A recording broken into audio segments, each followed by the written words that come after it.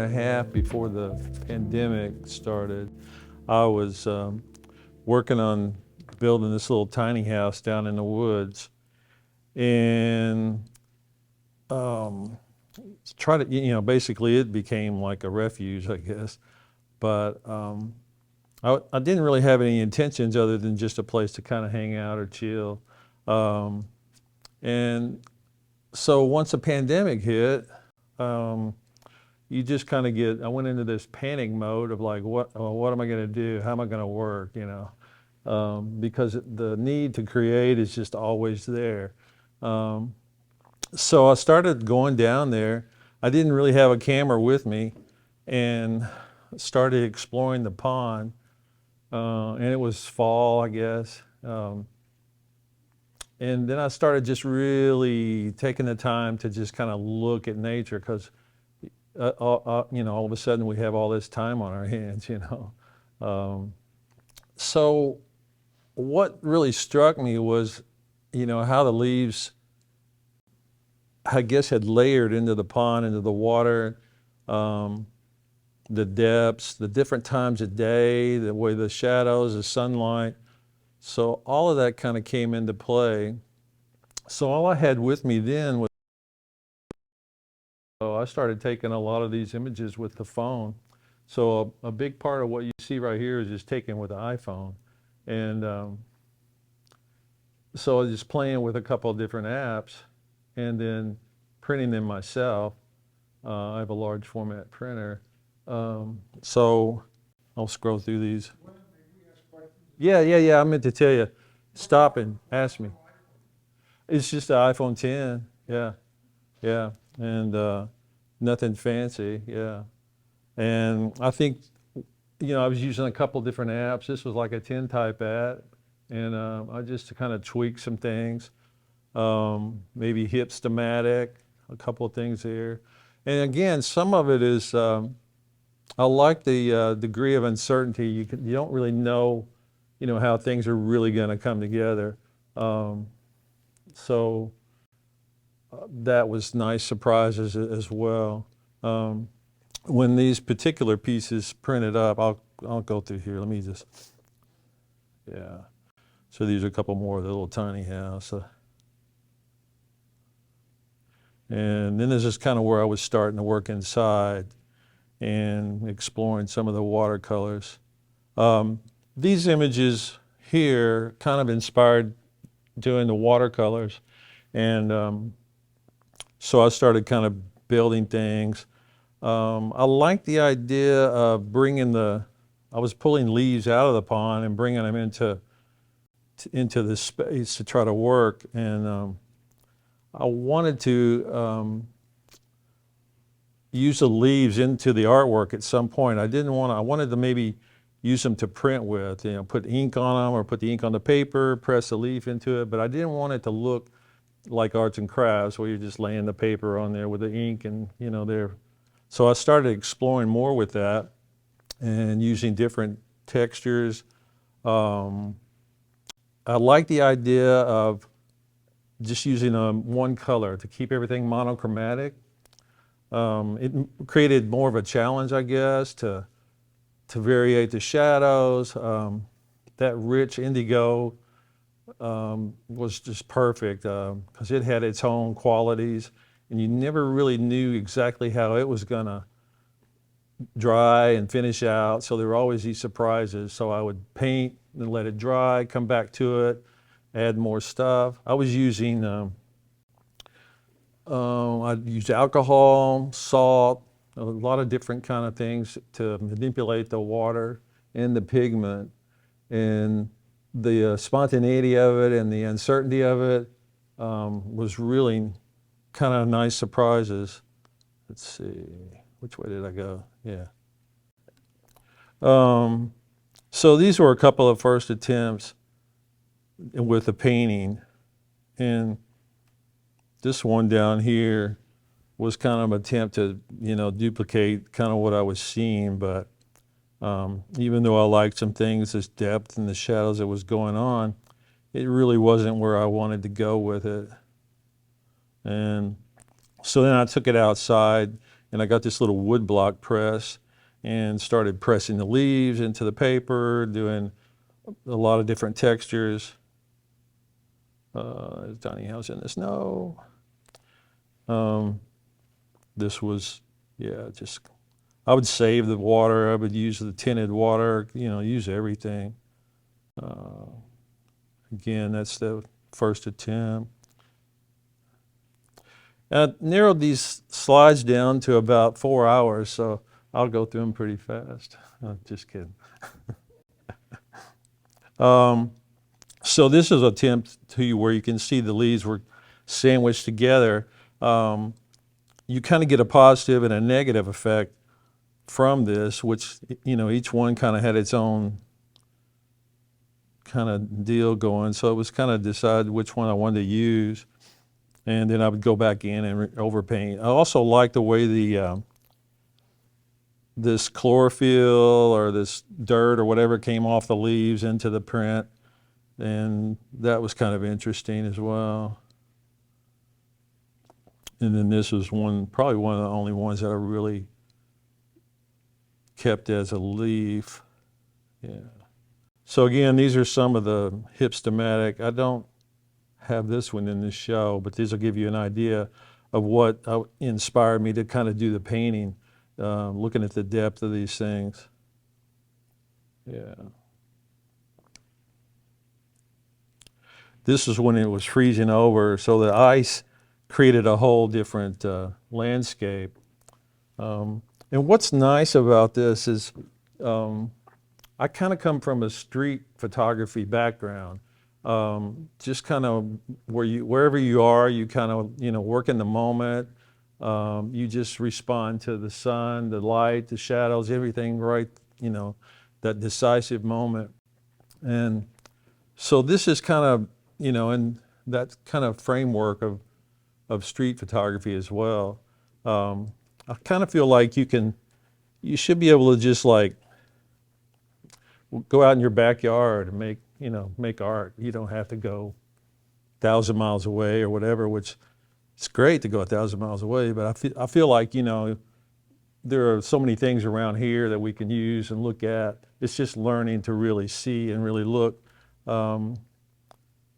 Some things I would do, and I'll get to that in a minute as well, I would have a location in mind that I knew might warrant a certain type of image. And then I would scout that location out for the time of day, see where the shadows. Yeah, I love the way that ice looks. Again, these were shot just with the phone. And I brought I had point and shoot cameras. And this is the Leica point and shoot camera. And the iPhone takes a better picture than that point and shoot camera. And this was the pond, yeah. I have a Canon 2000 24-inch printer, yeah. And I had used Epson forever and ever and ever. And I don't know, I had a lot of problems with Epson, so I switched to Canon, and I'm happy. Yeah, it's a lot better.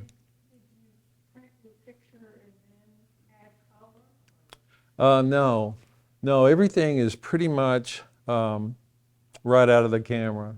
I print out of Photoshop, but I only use Photoshop really to print and maybe adjust light, dark, tweak the colors a little bit or something like that. You could do that with the camera too. Yeah, I don't like to do a lot of stuff. I do everything manual, but I don't like to mess with the camera. Yeah, if that makes sense. I'd like to keep everything pretty pure, but let's see. This app this little streaking down at the top of that image, that was totally accidental. So I don't know where that came from, but it was kind of nice. So I kind of liked the way that worked.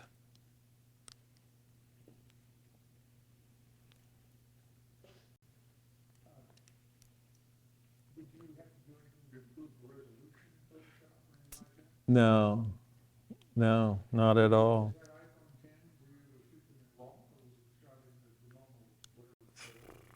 You know, I'd have to look at the setting.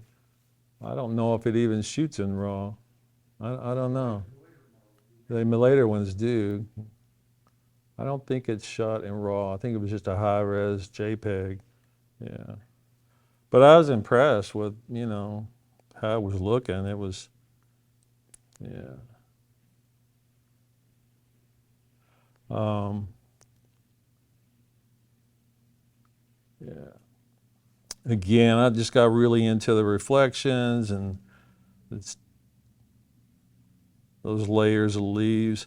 What's interesting too is I went back a year, a year later. I went back the next fall, and of course, nature, you know, doesn't repeat itself.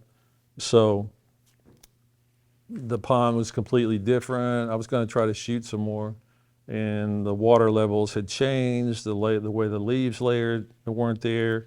So this year that I shot everything here was kind of like the premium, you know, perfect storm, a way everything came together. Because the next year it was not what I was expecting. It didn't inspire me.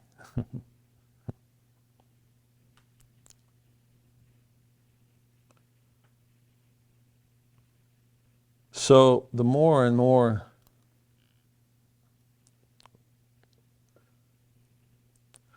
I kept working on these, the more they would inspire different ideas as well. I'll get to the newer stuff too.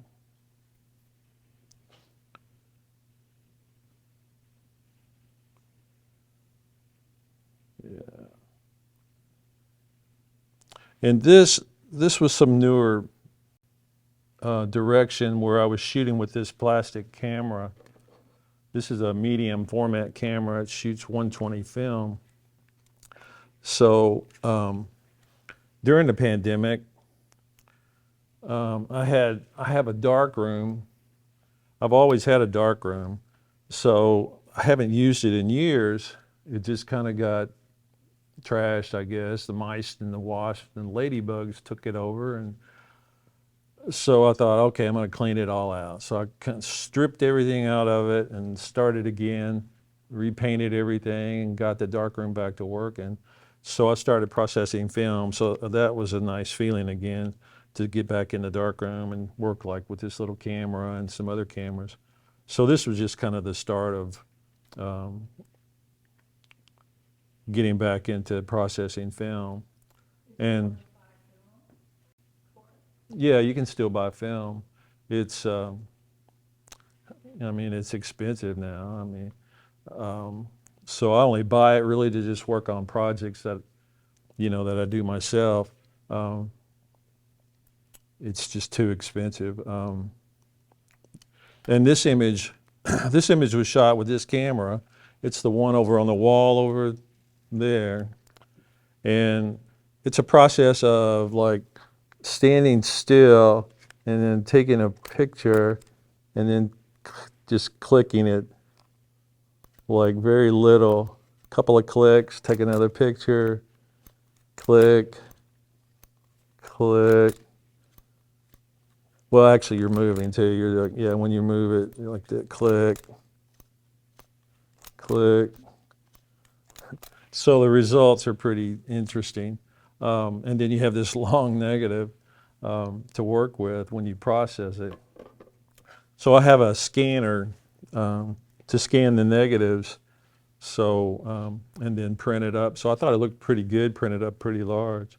So you scan the negative. Do what? You scan the negative. Yes, I scanned the negative. Yeah. So that's been a lot of fun to start working on that and get back in the darkroom. Let's see, yeah, there's another one. So that's a new star, yeah. Now these are some of the,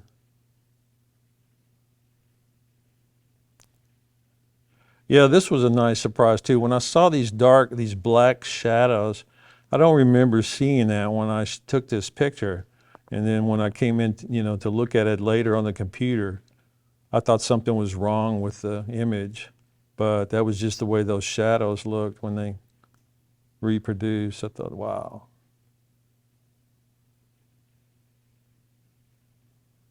Yeah.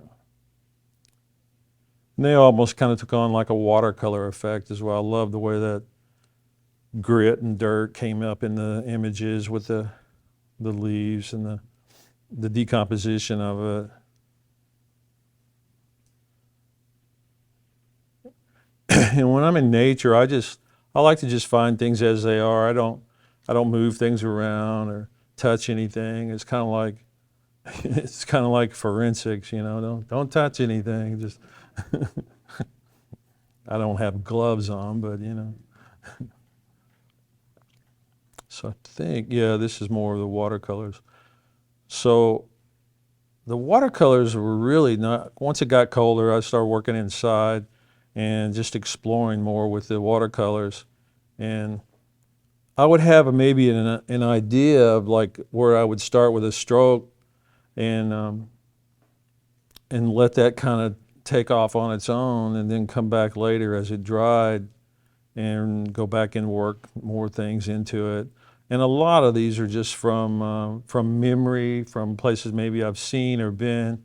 And a lot of the images, I mean, hopefully maybe when you look at some of them, you might think of, maybe something you saw or remember from your childhood. Or when I grew up, I had a creek and a pond and a swamp and a woods. And so I spent a lot of time, so a lot of these images I can tend to flash back on certain things that they kind of draw to.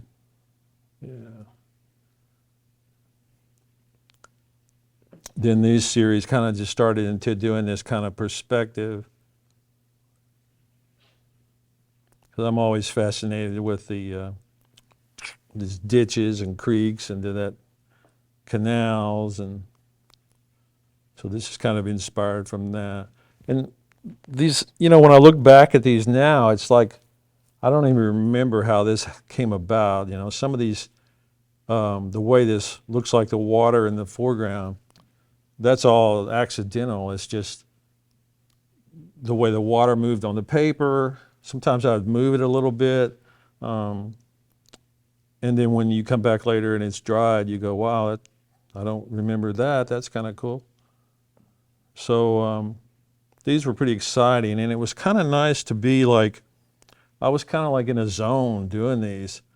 I'd walk through the house and I'd just sit down for a few minutes and start something with like, I could do this brush like this, and then come back later and do a couple a day or something like that. I ended up doing about 150 of these, I think, and edited down to about 40, 48, something like that I felt kind of worked.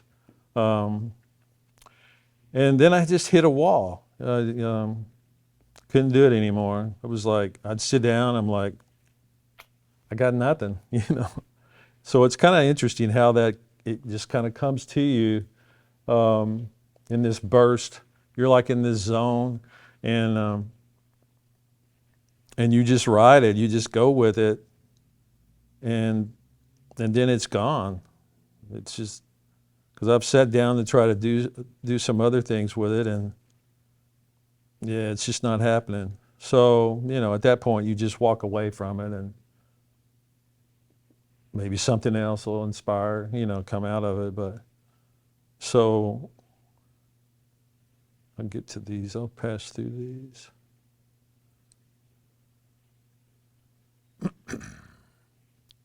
Let me jump to that.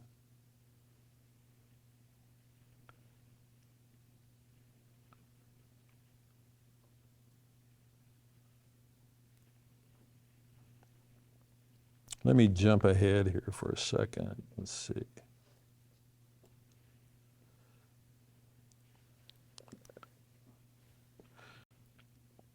So I guess I could say I've probably been doing photography for, probably over 40 years, I guess. And yeah, let's see. So these were kind of created this year, and it's still working in the same space around that pond and around those fields. And this also, the rest of these will be like, we're all shot with a Canon Mark III and 5D Mark III. So what these are, everything's done in camera.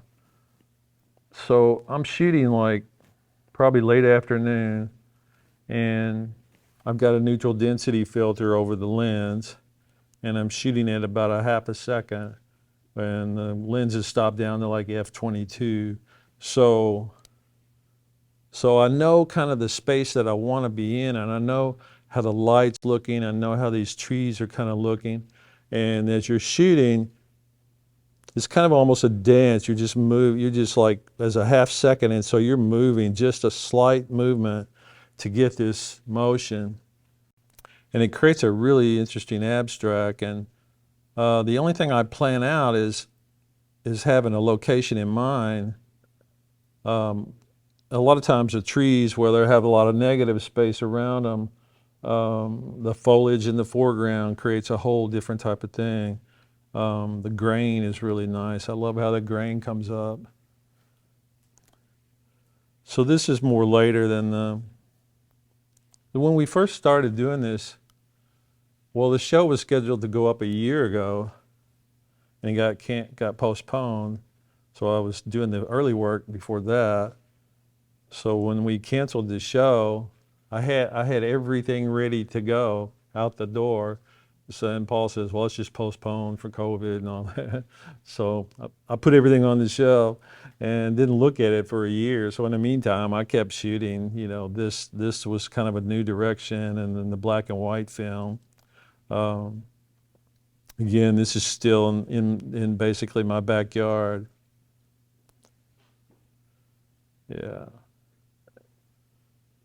It would take maybe 6 or 8 tries to kind of get the just right amount of movement, so it's not too much, so you can still kind of see what things are, and it's not too literal. And this was just, I was walking down into the field, and these weeds had this really beautiful red berries on them or something. I don't know what it was. It was late fall, and they added a nice texture in there, which was kind of cool.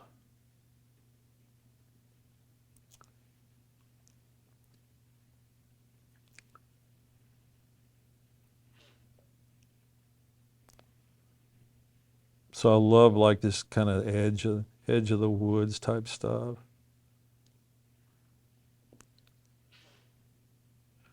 And this one's a little more literal, where you can kind of tell, it's, yeah.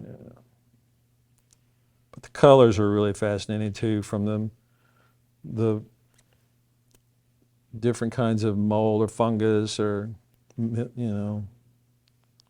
And this, I love this kind of stuff because I knew down in the field where I was, behind me is like an open field, and the neighbor, there's a tore down fence right in front of me, and beyond that, the neighbor owns this property. So it's probably about 40 acres maybe, and they used to farm it, and they quit farming it. So over time, it's just grown up with these little poplars and maples, and it's got this real ominous darkness to it. So when you go down there, any time of day, if it's just bright sunlight, noon or whatever, you stand there and look into those trees, and it just goes completely dark. And so I like that. It has this sort of scary feel about it. I didn't go into it. I stood right there and took pictures. I didn't go any farther into the woods with it.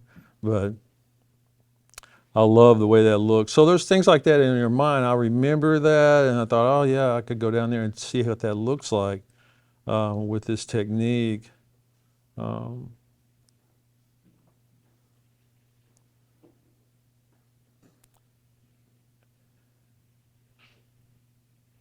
and what was interesting too was not, some days, this was probably overcast too. It was probably overcast day when I shot these. Yeah. And then, yeah, and this was late afternoon. What was interesting too is what, and I'll get to the ones at Noble Park. Yeah, that's up Jefferson Street, yeah. This is in Noble Park, and this is kind of in reverse. I've got the fall shots in here now, but this is on the east side of the park, down AC Methodist Drive, and I love looking into that space, those trees, these big oak trees and that negative space, and they keep all the underbrush down, so you have this beautiful little landscape that I drive by every day. And I thought, oh, that could be nice. So this particular shot here was like noon, so the light was like coming straight down into the, through the trees. So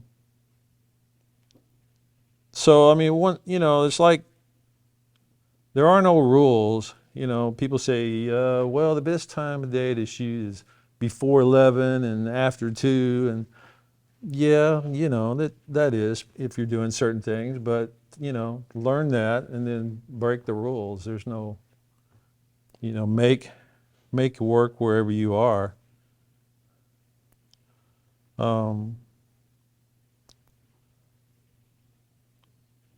So yeah, I just kind of got like carried away.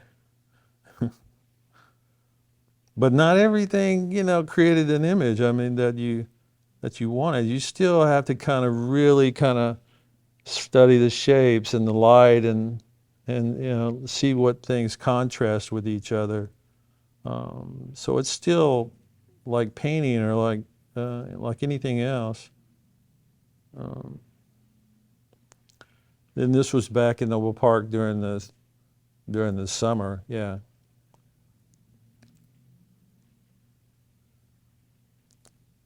Yeah, I love the way that bark, that texture looks nice.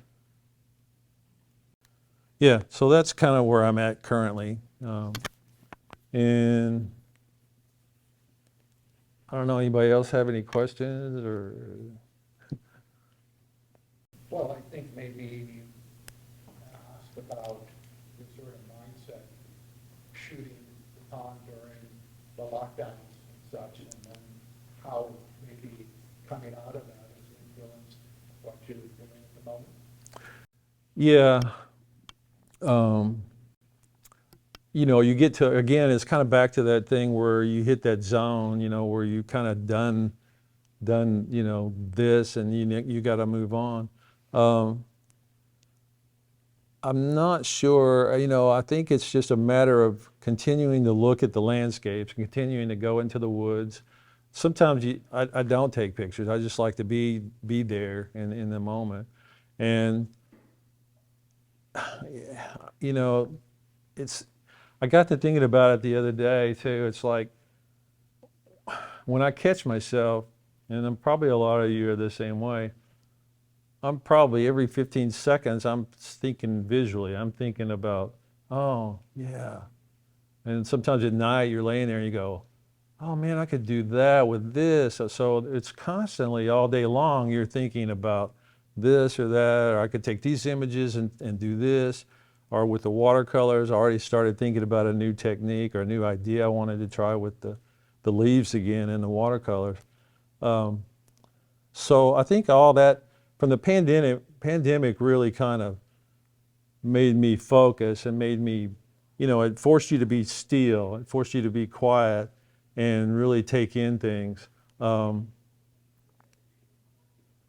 So that was exciting because like I was telling Paul one day, once we put this work on the shelf, and then when I came in to hang it, I said, man, I've like created 2 more portfolios since this. So it kept kind of building and layering to new things. And then with the dark room back open again, that's, created more possibilities. I like this sort of in-camera movement. Everything in here is like, on these images are all in camera. There's no Photoshop, work on this or anything. I guess there was a couple more in there. Yeah. Well, and of course, I guess part of it too, I'll share this, I guess, because a big part of the pandemic, originally the show was supposed to go up a year ago, January. So the July before that, I had a massive heart attack and cardiac arrest, and I was right in the middle of putting this show together. So I thought, man, that's a bummer. That's going to slow things down. So I recovered from that and continued working on framing and building the frame, which became like therapy, building these frames. And then we canceled the show coming up in January for COVID, and then I had heart surgery. So that gave me another downtime, recovery time. So the whole time I'm doing that, I'm painting these watercolors and recovering from everything. So between the pandemic and recovering from health issues, it all kind of just enhanced, I guess, the creativity. Because I thought, well, what else am I going to do? I can't just sit here and mope or, be upset because, COVID and everything else. So it just really motivated me creatively to continue. And even now I'm like ready, just like I feel like, just in the zone to really continue it and keep it going. But that kind of makes sense to answer your question. Yeah. Yeah. So, and again, last night I was experimenting with some more stuff and it wasn't working. So I'm like, give it a rest. Don't force it. So anyway, yeah. Anybody else got it?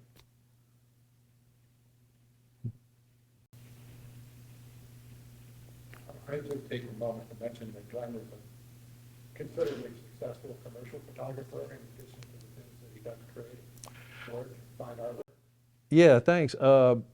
You can see more work, that's beyond this too, earlier work, portraits and, some other concept things at glennhallphotography.com.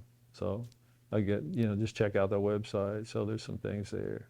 And when we post this YouTube video or whatever we do with this online, you'll have the opportunity to more closely see and study these images. Yeah. And spend more time with them. Yeah, that's kind of what I hope. Like I said, I feel like, every time I look at them, I'll see something different or I see something I didn't see before.